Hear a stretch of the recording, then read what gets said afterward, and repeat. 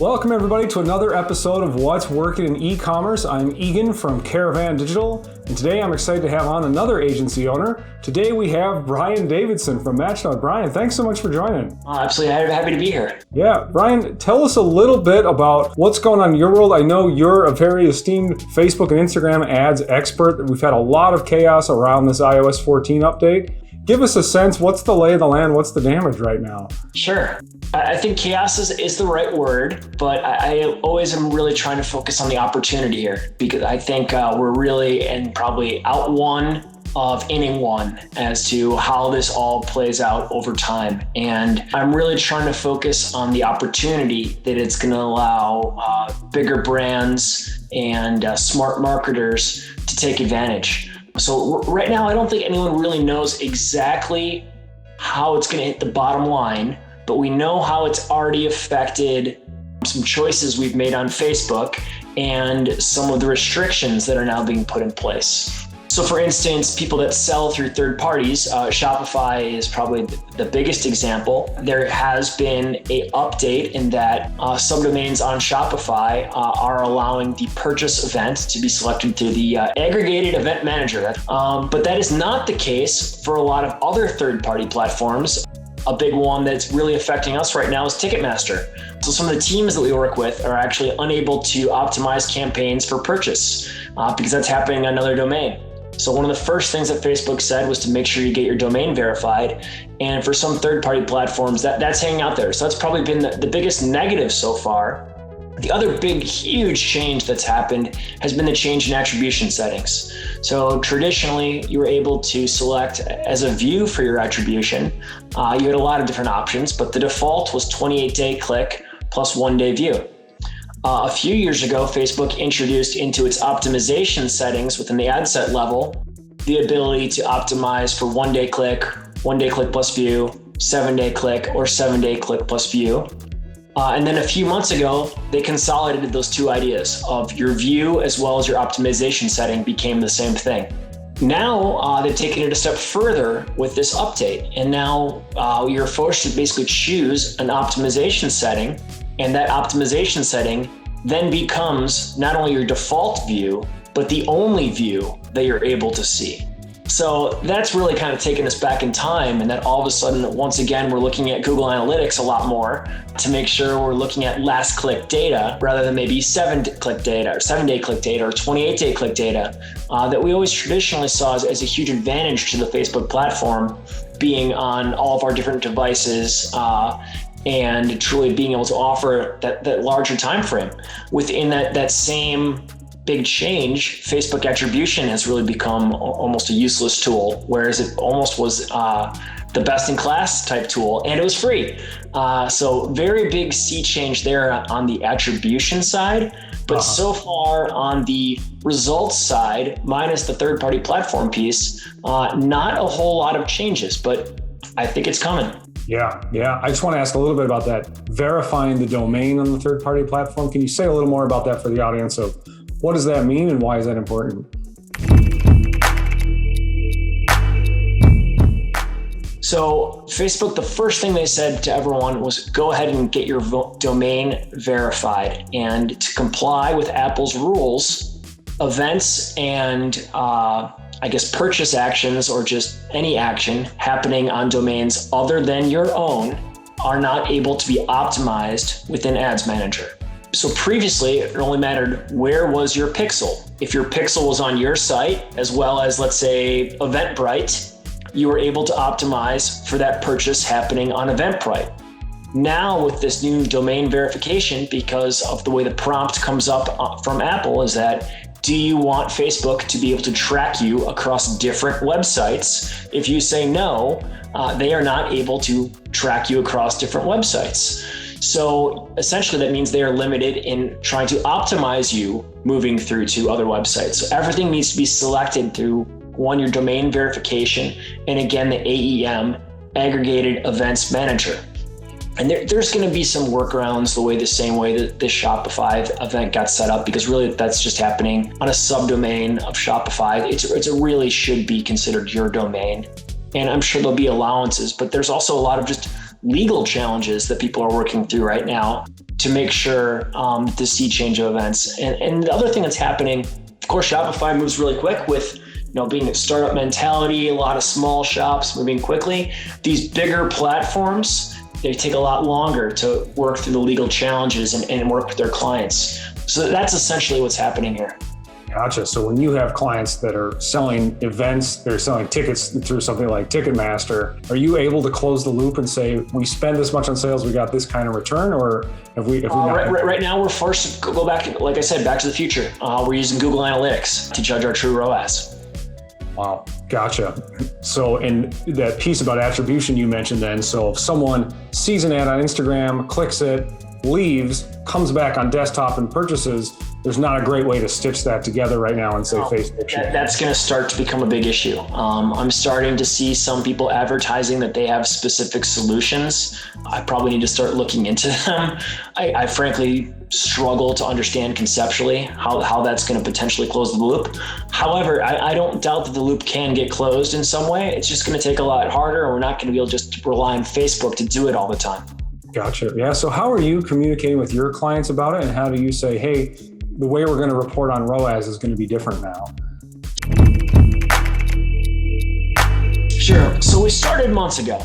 The first thing we did months ago was we tried to get Conversions API in place for all of our clients. That was previously called server to server. And frankly, when we started putting this in place, I had assumed that even for people that opt out, we were going to be able to pass that data back through to Facebook, and it would be essentially a solution, and that we'd be able to see full attribution because the business was passing their data back to Facebook, and it was essentially you'd be signing, a waiver when you make that purchase with the business that they were able to share that with their ad platform, the same way we've been able to share a custom audience in the past.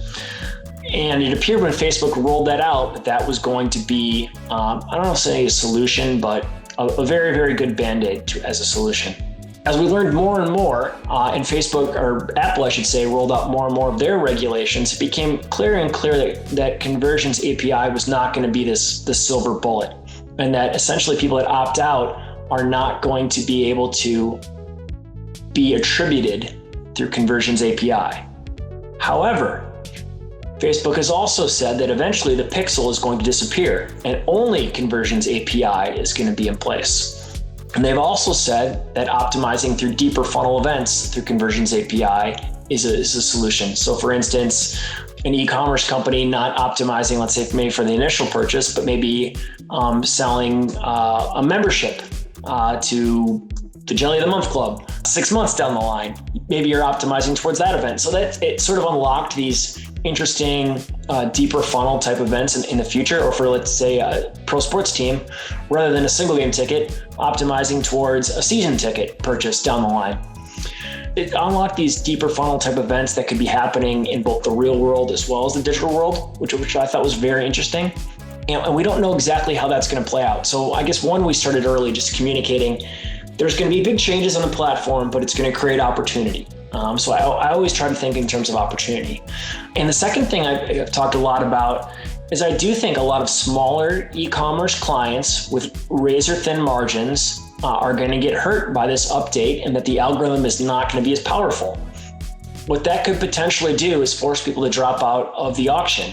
So to a larger e-commerce client, what does that do? That probably lowers your CPMs, that lowers your competition, that might even lower price competition, and potentially helps you over time compete. Is that likely? I don't know, but it's potential opportunity within the platform. And the other big things, I think it also just raises the opportunity for other platforms, where so Facebook was so dominant because of the power of its algorithm. It's not that digital necessarily is digital across the board is weakened by this update. So it again creates opportunity on other less mature platforms where the algorithm is now less important, maybe, and the playing field is level, but those other platforms might have demographic advantages, they might have CPM advantages, they might have creative opportunity.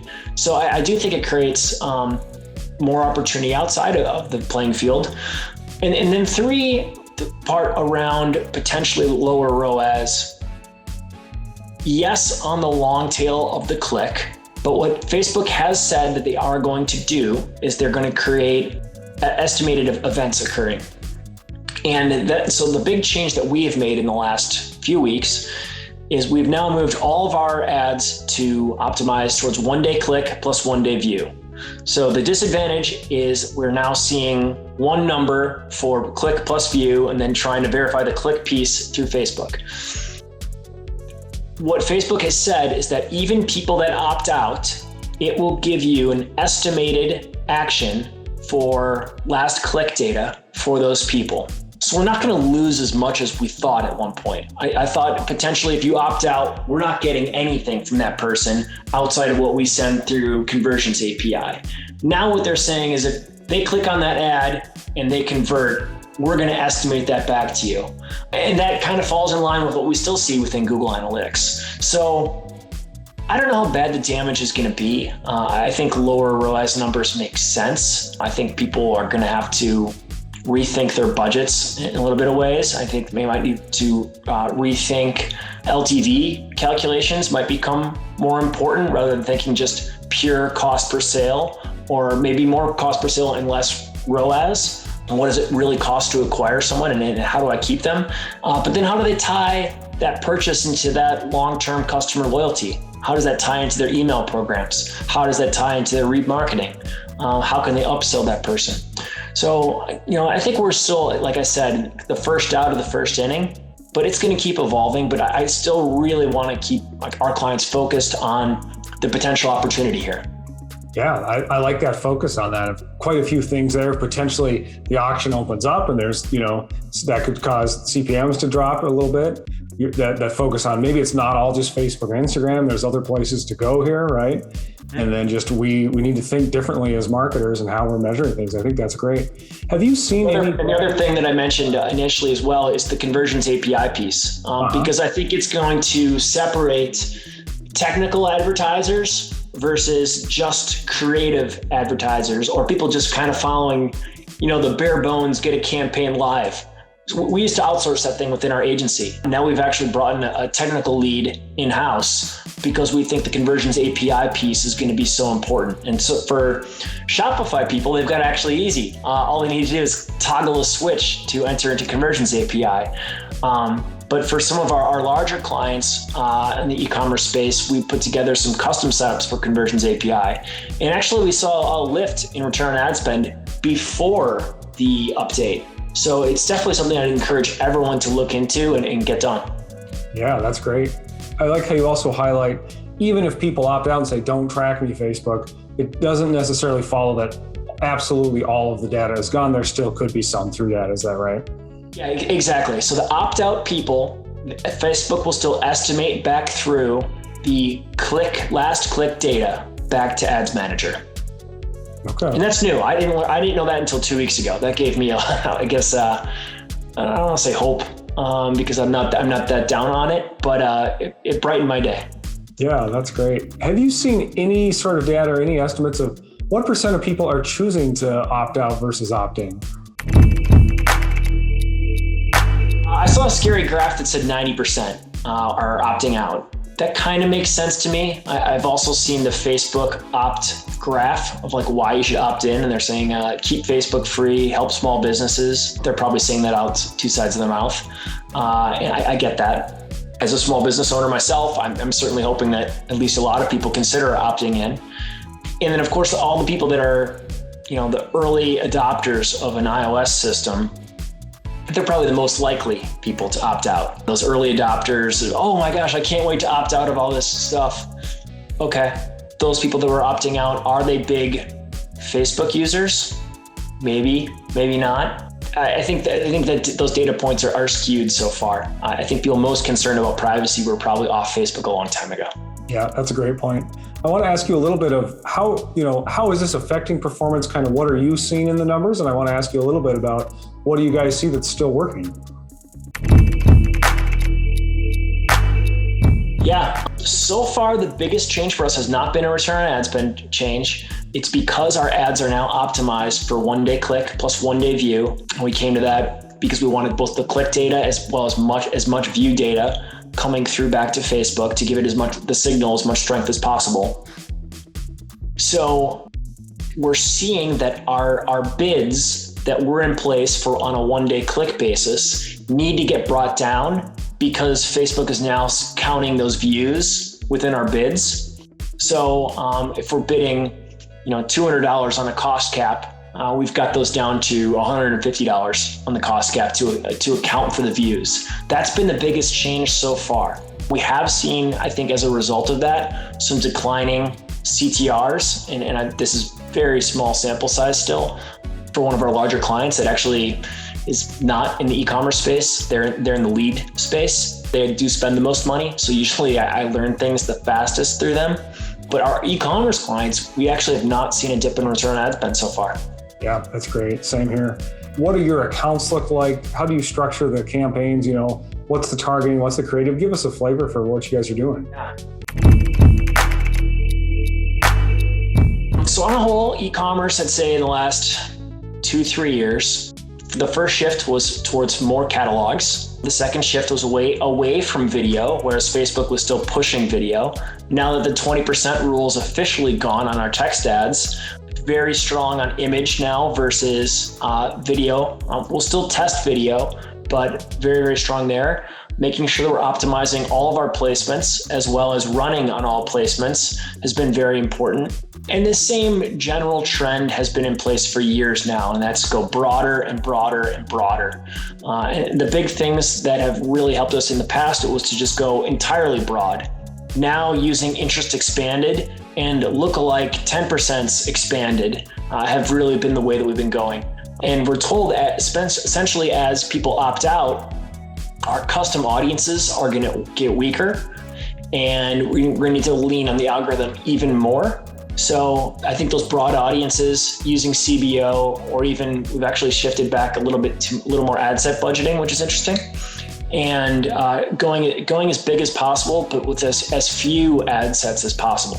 Yeah, that's great. So sometimes you're really opening up. It might even be broad US targeting and let Facebook figure out who to show those ads to. 18 to 65 plus, broad US targeting, or throwing in a few things. If I'm selling political t-shirts, I'll throw in a couple political figures and hit interest expanded. If I'm selling stationery for graduation parties, I'll throw in graduation interest expanded, and then it'll automatically shoot out to 300 million plus people with that interest expansion. Or testing the new lookalike expansion tool. And I think that's also pretty interesting because a lot of times even our lookalike 10s would get dwarfed by those broad audiences in terms of deliverability, even if we'd see a better return on ad spend within those lookalike 10s. So the new lookalike expansion tool we've been testing a lot lately. Very cool. Very interesting. I'm curious, in e-commerce, are you doing custom landing pages? Are you taking people right to a Shopify site? Are they going to kind of a pre-sell page? What do you like to see there?